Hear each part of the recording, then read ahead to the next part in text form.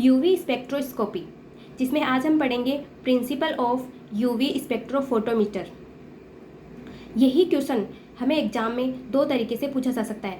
पहले ये पूछा जा सकता है कि principle of UV spectrophotometer, and second इस तरीके से पूछा जा सकता है कि बियर्स लैम्बर्ट्स लॉ बताइए।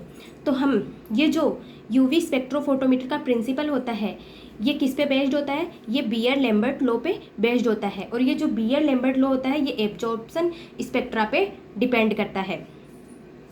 जैसे कि हमें पता है कि ये जो बियर लैम्बर्ट लॉ है ये अधिकतर लोगों को समझ में नहीं आता है। तो आज हम इस बियर लैम्बर्ट लॉ को इस तरीके से समझेंगे, ऐसे आसान तरीके से समझेंगे जिससे कि हम इस लॉ को कभी भी भूल नहीं पाएंगे और ये हमें आसानी से समझ में आ जाएगा। अब बियर लैम्बर्ट लॉ क्या होता है? ये जो बियर लैम्बर्ट लॉ होता है इसमें दो अलग अलग साइंटिस्ट होते हैं जिनका जो अलग अलग प्रकार से अपना लॉ देते हैं, लेकिन हम इस लॉ को एक साथ पढ़ते हैं इसलिए हम इसको क्या बोलते हैं? Beer Lambert law. चलो हम स्टार्ट करते हैं बियर लैम्बर्ट लॉ क्या होता है।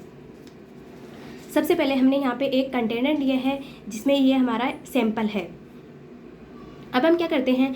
अब हम इस पर यूवी लाइट डालते हैं और ये इस सैंपल में से पास करवाते हैं।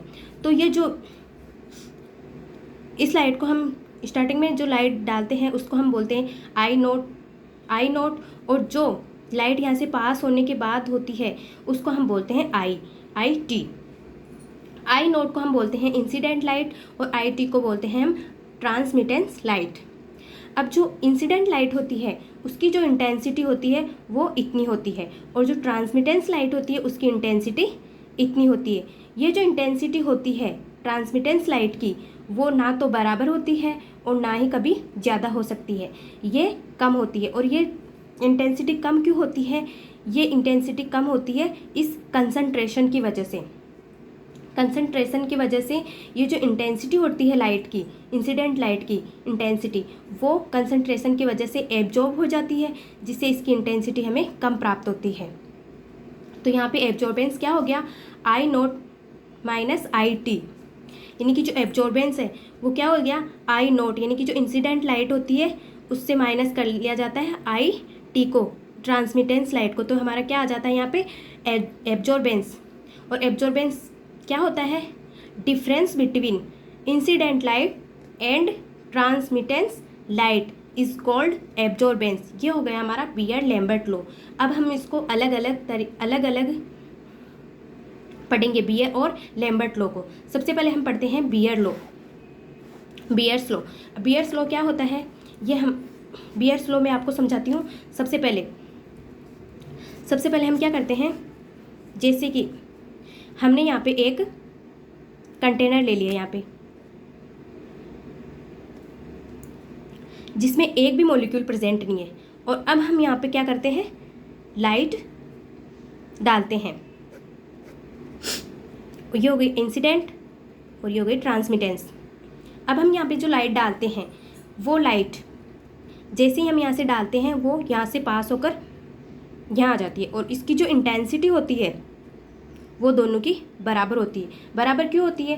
क्योंकि ये जो कंटेनर था ये बिल्कुल प्योर वाटर वाला था जिसमें कोई भी इम्प्योरिटीज़ प्रेजेंट नहीं थी, कोई भी मॉलिक्यूल प्रेजेंट नहीं था जो इस इंटेंसिटी को, जो लाइट की इंटेंसिटी है उसको एब्जॉर्ब कर सके।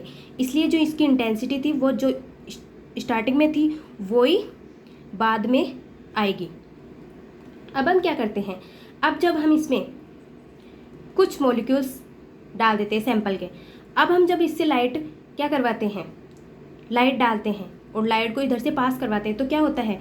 इसकी स्टार्टिंग की इंटेंसिटी इतनी होती है, यानी कि ज़्यादा होती है, और जैसे ही इस सैंपल में से हम गुजारते हैं तो इस लाइट की इंटेंसिटी कम हो जाती है, क्योंकि जो ये मॉलिक्यूल की कंसंट्रेशन थी इस कंसंट्रेशन ने इस लाइट की इंटेंसिटी को एब्जॉर्ब कर लिया। इस वजह से इसकी क्या हो गई? इंटेंसिटी कम हो गई।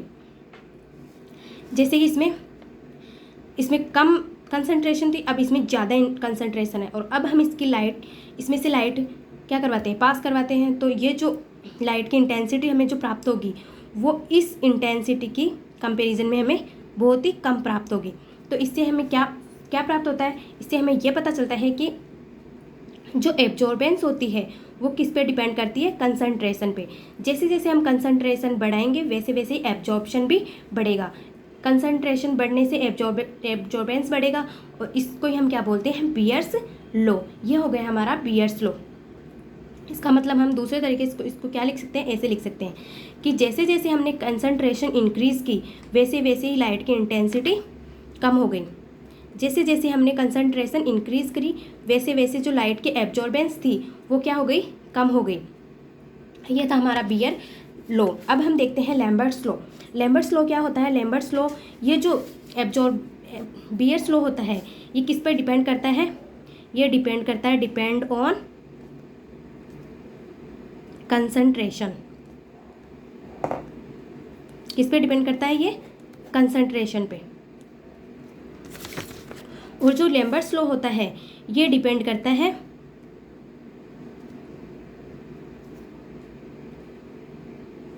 लेंथ पे या फिर किस पे, थिकनेस पे।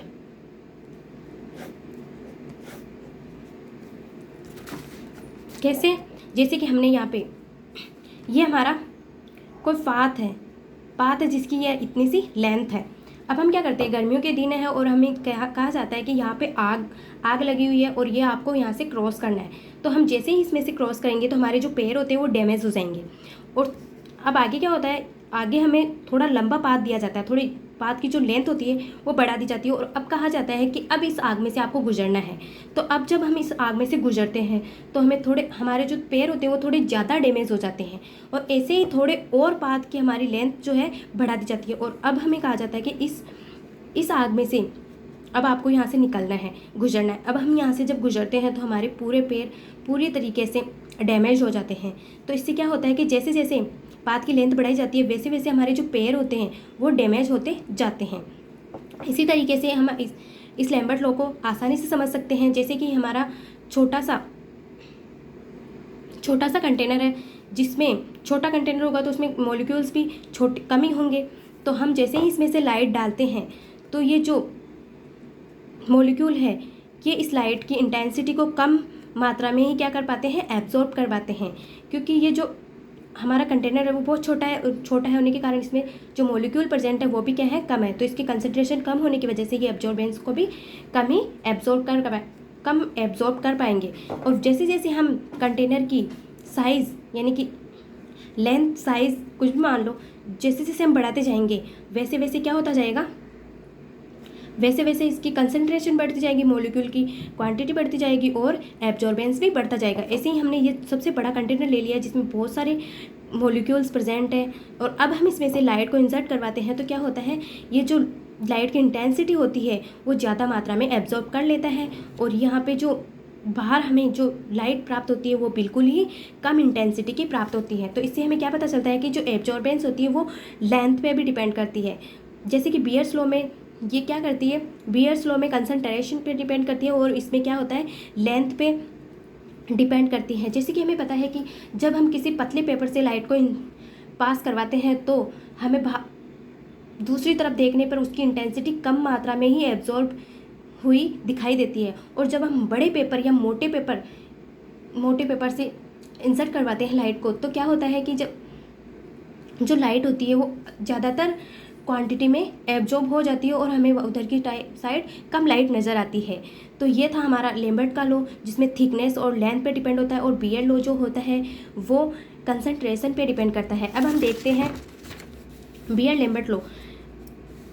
लैम्बर्ट लॉ जिसमें जो ये बियर लॉ था वो कंसंट्रेशन पे डिपेंड करता था और जो लैम्बर्ट लॉ था वो लेंथ पे डिपेंड करता है। अब दोनों को ऐसे लिखते हैं तो ये कंसंट्रेशन, ये लेंथ। अब हम इस जो प्रोपोर्शनल का साइन होता है उसको हम जब हटाते हैं तो कुछ ना कुछ कॉफिशिएंट आ जाता है। तो इस साइन को हटाए तो यहाँ पे एप्सिलॉन कॉफिशिएंट आ गया। अब इसको हम क्या बोलेंगे, एब्जॉर्प्शन कॉफिशिएंट। ये क्या होता है, एब्जॉर्बेंस, ये एब्जॉर्प्शन कॉफिशिएंट और ये कंसंट्रेशन और ये हो गई हमारी लेंथ। ये था हमारा बियर लैम्बर्ट लॉ जो मुझे लगता है कि आप लोगों को अच्छे से समझ में आ गया होगा और आप इसको आसानी से कभी नहीं भूल पाओगे, जो कि आज तक आपको कभी समझ नहीं आया होगा।